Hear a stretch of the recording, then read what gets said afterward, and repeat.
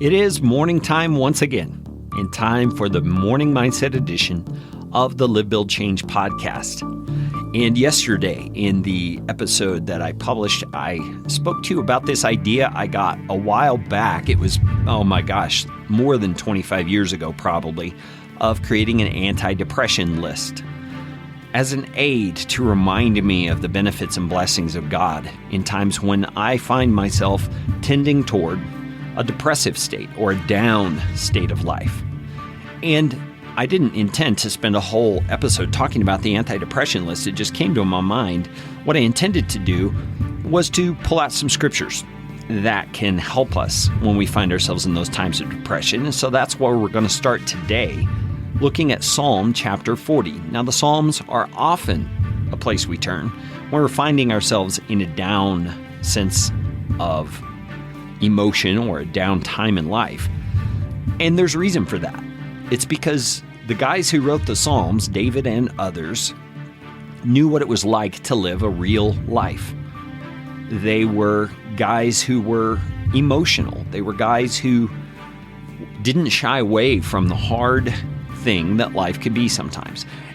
But they also understood that God was the one to turn to in those moments. God was the one to rely on, to help them not only through the difficult time, but to lift their spirits out of it. And so Psalm 40 is where I want to look today. This is a psalm of David. So David wrote it, and he says, "I waited patiently for the Lord. He inclined to me and heard my cry." I don't feel like there's anything more we need to do today but than to think about that particular statement. David says when he was down, when he was in a place where he was crying out for help, he waited patiently for the Lord. And underneath that statement, there is a lot of important theology.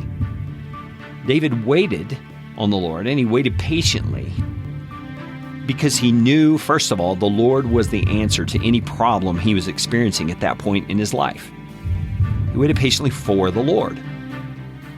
And the patient part comes from understanding, really believing, that God is wisely in control of the situation that you're facing. And not only is he wisely in control, he is in control lovingly. He is loving you in this situation. You may not feel his love at the moment. You may not see how he is loving you. Perhaps it's a situation that is so horrible you can't even imagine how his love is a reality in this situation. In fact, you may have been tempted to think that God doesn't love you because of what you're going through. David had those kinds of times, and he says when that was the case, he waited patiently for the Lord. He continued to believe that God was loving, God was kind, God was on his side. And he waited. He waited. He knew that God's timing was better than any timing he could imagine.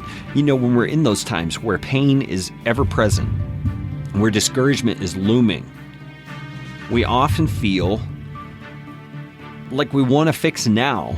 And I totally understand that. I've been there many times. But the heart of faith, the heart that rests in the goodness of God, is a heart that learns through hard situations to remind itself that God's timing is the best timing. How many times have you looked back on a situation after you were out of it, after your emotions were all back in a good place, and seen that what God did was exactly what he should have done in that situation, and exactly what you are happy he did? You see, when we look back in hindsight, we have that 20/20 vision often where we're able to see God's goodness displayed more clearly than we could when we were under the cloud of emotion and depression. So I want you to be encouraged today that if you are in a season of waiting, you can wait patiently on the Lord like David did, being confident that his goodness is present, his love for you is real, and in his perfect timing, he will bring about the situation. If that's what you're facing today, I'm praying God will remind you that he is good today.